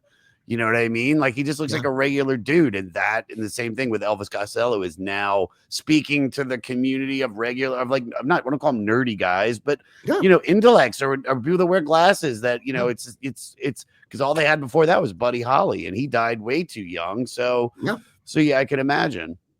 No, it was, dude. I agree. I think that the whole punk ethos, and I think Elvis Costello subscribed to it too, was the do it yourself, you know, and I think that's where we're at. And I think that's what hip hop was, which is why it frightened white people so much. They denied black people the chance to learn to play music or anything like that. So black people went, well, we don't need to have instruments and we don't need to learn. We're going to make our own thing. And of course, it's evolved into another huge. Yeah, it's massive. It's always a matter of, and this is where we're at the crossroads, you guys, with the AI and the internet and everything. The internet has opened up a million things. We would have never been able to do this show 20 years ago that we're doing right now, because we would have never been on TV. We would have been relegated to like public access cable or some bullshit. You know, how would people have seen it? You know, now instead you're worldwide, you know? Sure. So it's like, you know, that ethos, I think, persists. And that's the ethos that drives the powers that be crazy, which is why they're trying to shove AI up our ass right now, because AI removes the human element and removes the intention and the emotion that are absolutely vital to art and creating. You know, no one sits down and goes, if I could just jack this off and have someone else write it for me, how good would that be? You know, like that's not what people who are creative aren't sitting around thinking about that. How can I make it easy on myself? They're thinking, how can I do this? If AI is a tool like anything else, you know. Well, years ago, I said to an English guy, I'm going to write this thing, but I'm waiting till I get a computer. And he went, what are you, an asshole? And I'm like, he goes, you have a pen and paper, right? You know? Yeah. Wait a minute. You're waiting for this technical thing to make you creative. You can't write till you have a computer. Like, you can write right now. You know, you can be a musician right now. You can be an artist right now. You don't need AI to do anything for you. It's a tool, and it's going to get abused immediately because they're going to start to AI us all out. And you've already seen it online. The AI George Carlin thing that Kelly rightfully sued. That was a fucking that was insane. Well, that's where we're going. I mean, you know, like the powers that be that own all the studios can't wait for the day when they don't have to pay actors or writers. They literally can't wait for that day. I know. And then the ones who own the record companies and stuff from music industry, they can't wait for the day they don't have to pay singer-songwriters. I'm so tired of arguing with them. How far away do you think we are from like having an AI #1 hit? Not long. It'll happen. Yeah. Everything will happen. Whether people will accept it is another matter. You guys are a little older. I'm a little older than you. So you remember that there wasn't AI. You remember not having a phone. But if you were 20 or 25 or 30, you don't. That's crazy. You don't remember not having a phone. 30. You don't remember not having this thing on you all the time that has the sum total knowledge of the universe in it, that you can call up that you don't even have to, I do a joke. I should let you live your life, but I do a joke in my act where I go, people come see comedy and they feel very empowered to yell out, I don't like your comedy, do something else, right? Like, you suck, do a different kind of comedy. And I'm like, I'm kind of limited. I can only do the comedy I do. You wouldn't go see a country act and go, boo, fuck you, I hate comedy, do opera. And yet comedy gets this big broad stroke. And yet we all carry around a little magic rectangle that you could have asked it. You don't even have to touch it. You could say, hey, phone, what's Greg Proops like? And the phone would show you a video immediately. Like, you don't even have to fucking make any effort at all. And yet people still don't do it. They'll just wander into a thing and go like, well, I don't like this. And you're like, well, honey, you have a phone, like the phone will tell you if you're going to like it or not. It'll even triangulate and all the things phones do, the algorithms. I was watching Netflix last night and then the thing came up, do you like this show? And I never press it, but I think a lot of people do press it because the thing about technology is it abrogates us from having our own responsibility. And all of a sudden, wait a minute, it wanted my personal opinion. This piece of mathematical technology asked me how I felt. And so I'm going to answer it and go, I liked that. Or gosh darn it, no, I didn't like that. And then all it's doing with that information is algorithmically translating it into a formulation that, well, if you didn't like that, then let us try this on you. It's not actually caring what you think or taking your opinion on board. It's in your head, dude. It's really in your head, dude. Dark Lord Spotify had a playlist that like I didn't put anything into it. It just took all the music that I've listened to in the first 7-8 years of owning it, and it made me a playlist of songs that I had never played on there that were so vital to my existence. And I was like, how the fuck did it know that I like this song? So yeah, dude, it's creepy. It is creepy. I hope it's not listening. Alexa, I do care about you though. Thank you. Nice to your AI. This show that you're doing is a very great service because you're asking people who are devotees and fans, celebrants, if you will, to talk about the things that mean a lot to them emotionally and intellectually. So you're serving the purpose that once upon a time, if you were a kid, you would have gone into a record store and there would have been an older person there who would have gone, listen to this record. You bought this one, but you should listen to this one. And then you'd buy that one and you go, I never heard Roxy music before, whatever. I never heard Ohio Players. And you'd listen to that. Or you'd go into a bookstore and the bookstore, you go, I want this book. And they go, yeah, but have you read this book? So the curation of our lives and our taste is so important. And that's why a show like this is so exciting. You're going through all these albums that everybody knows or thinks they know. But to go on deep dive on everything, now we're talking about specific lines in an Elvis Costello song. So maybe someone's listening and goes, wow, I never realized he, used that phrase or turned that phrase or whatever. So I feel like everything's about connection. Yeah. I feel like I love that you say that I'm the cool guy at the record store right now. Like I love that. But you know I what love I'm saying, that. right? Yeah. But Right. Morty is When Morty. you would Morty go to the and record Wayne store? are. Were you waiting for the? Yeah, my God, dude, I'm Waxy Maxy. I go there and he'd be like, hey, you're like White Snake? All right, well, check out White Lion. No, Right? I love this band. And I love that you said that. Like Morty, the guy that helps me with this, he just knows everything about music. And he knows everything. And I get such a kick out of before every podcast, we have like a 3-hour conversation where he goes, all right, Elvis Costello, I've already taught you this, and this, but I'll bump you up. And next thing you know, because I don't know enough and I don't want to sound stupid, but it's just, especially with music, it's like you have to show it a lot of respect and you have to be very gentle with it. I can't be like, I hate this song or this is terrible, because Greg, you might be like, this song, the first time I kissed a girl, this song was playing and it means everything to me. So you have to be very delicate. And it because of him, and it's not hard to like this music. I mean, it's the greatest music ever written, ever made. Better and better as we go down. It is too. Yeah, I mean, dude, there have been some of an album, and a concept album is something that is basically gone. The idea of a full album. Some people are still doing it, but it's funny because we've had some records, JT. We've had some records. We like PIL Metal Box, which is the band after Sex Pistols. I knew you would know them, and it's such a hard listen. But I ended up starting to like it. And Kyle Kinane came on. He goes, "I can't believe this is on the." He's like, "Yeah, I like punk," but he's like, "This is terrible." And he's like, "What was the album before this? Spooky Sounds of Halloween?" And I'm like, the chilling tones of the sound of the haunted house. Yeah, so I mean, it is what it is. Here, let's get a couple more of these, and then we'll get you out of here. Kendrick Lamar and Beyonce are still doing concept albums. Yes, there are people that are still very making. Much so. No, dude, and like we can't just poo-poo everything, and we're not. No, but you're right. There's a lot of K-pop and a lot of schlock, and that's not aimed at concept. And auto tuning and all the crappy shit that they do to manipulate.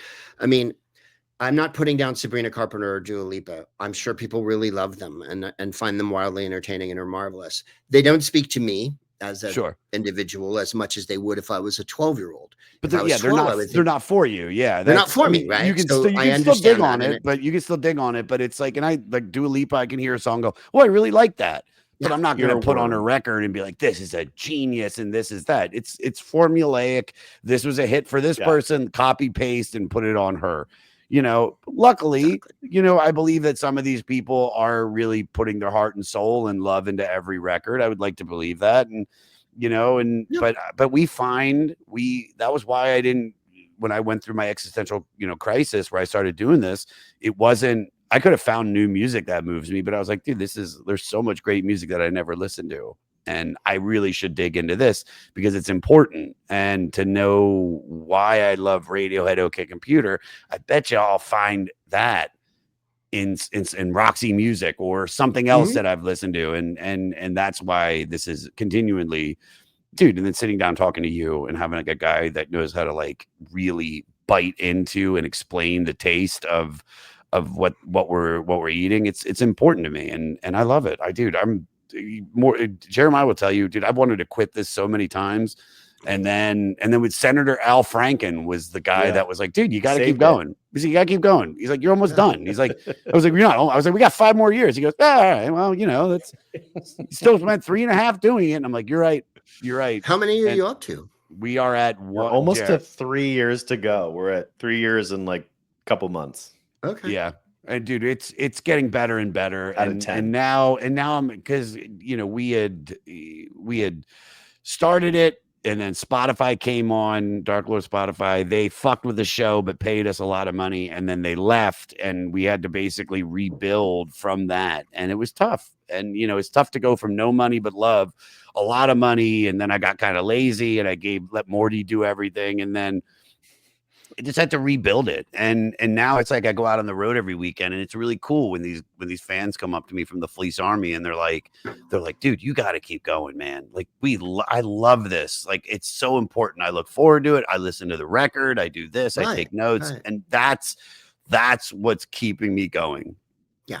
It is important. It is important. On that note, subscribe to the Patreon. Please subscribe to the Patreon, people. We need your money. All right, let's talk about. Fuck, I lost where we were. What were we at? Ooh. Boy with the problem, Little Savage. We're at Kid About It. Kid About It.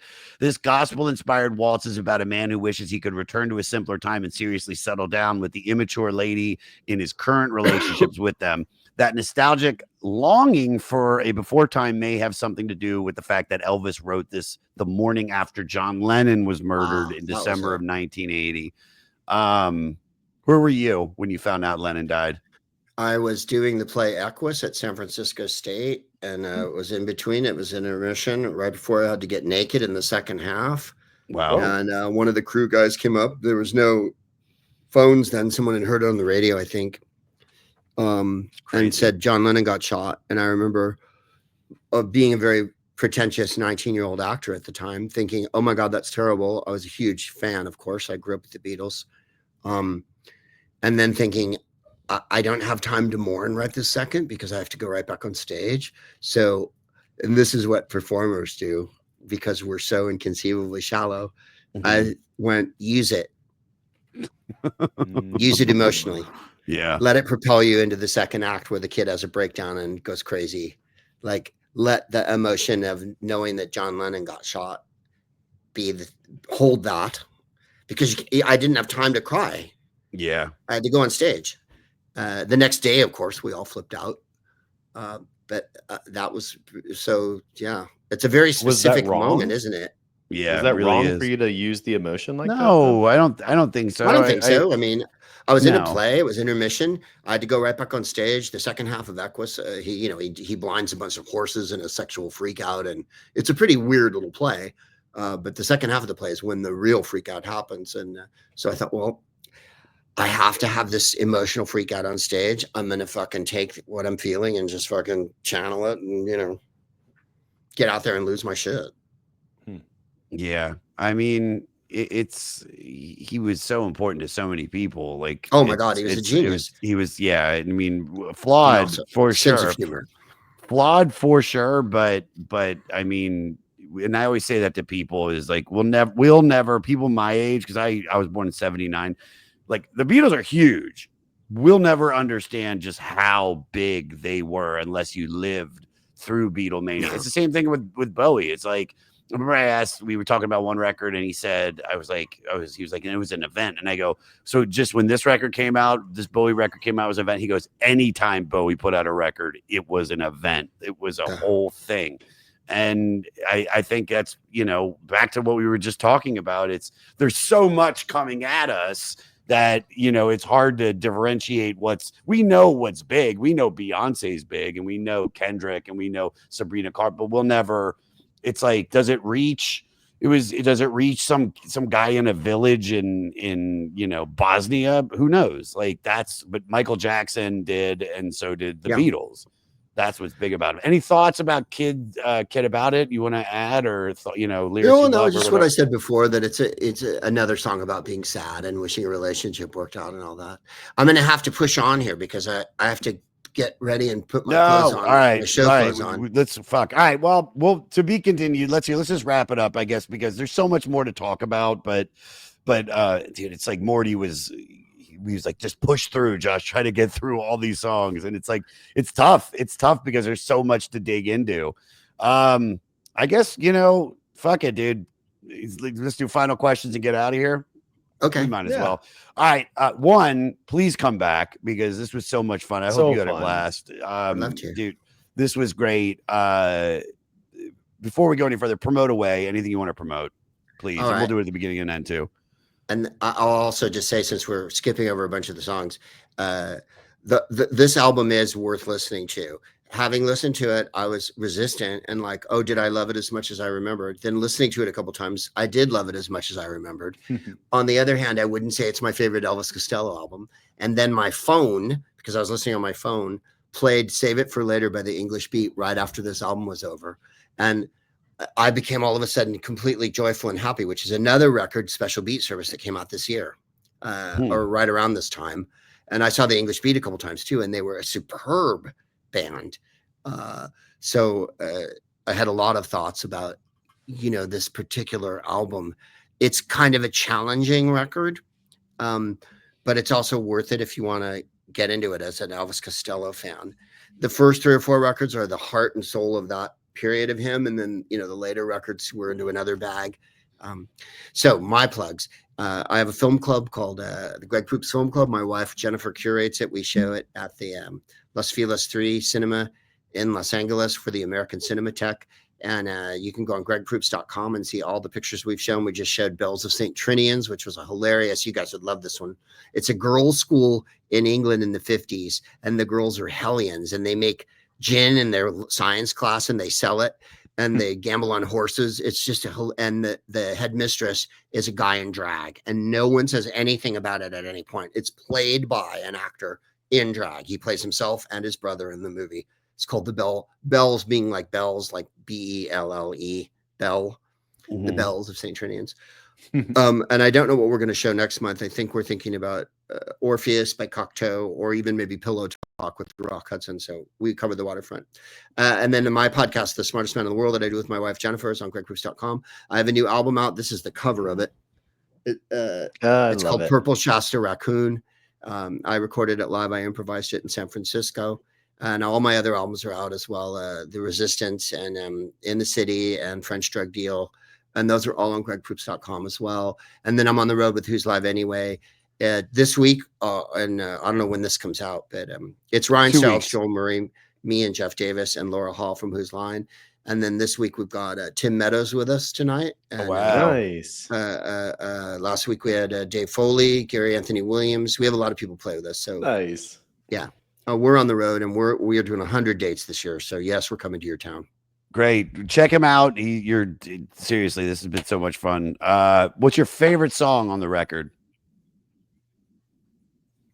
I would say Beyond Belief, and then I Man Out of Time. Okay. Is there anything you skip over? That's 2 songs. We'll take the first one as the number one because you said that first.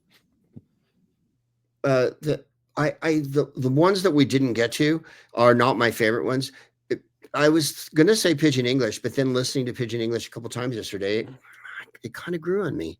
That was the thing. It was like I was ready to be resistant, and then I wasn't. He kind of won me over with his long-winded arrangements and his fragmentary approach to this record. It is what it is, you know. It's a statement. Yeah.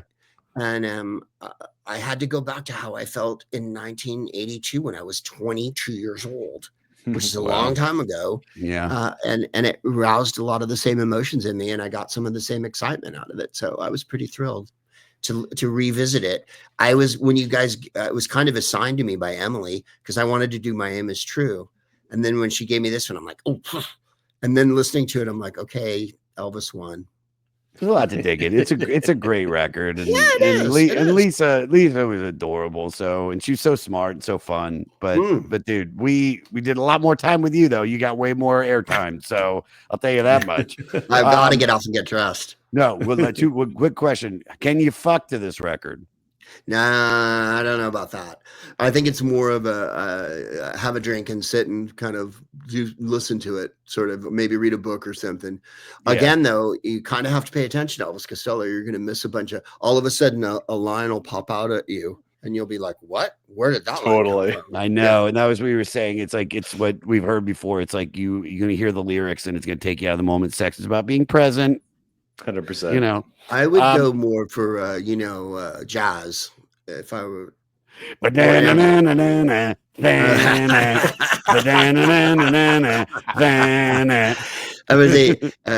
Chet Baker, as we discussed, vocal albums. Yeah. Oh, for sure.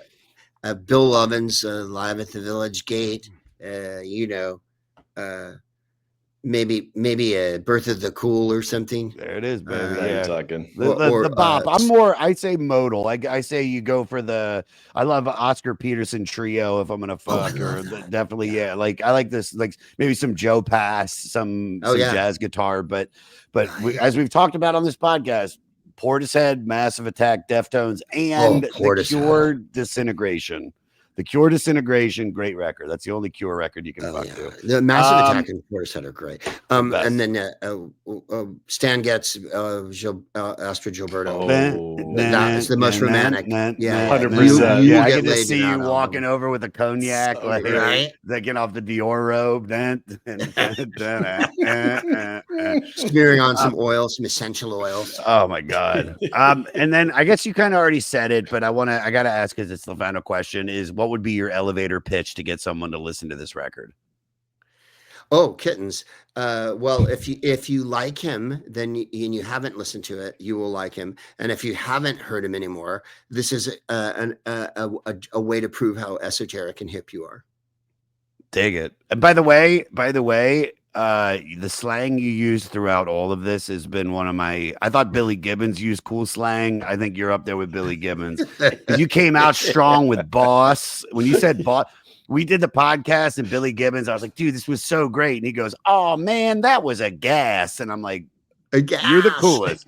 You're the coolest ever. I try to use it, but yours is like, it just feels natural. Greg, thank you so much for coming on, buddy. I really appreciate it. We had a real blast. Okay. So grateful. Thanks, Sauce. Thanks, Jeremiah. Of course. So I'm going to jump off. Go.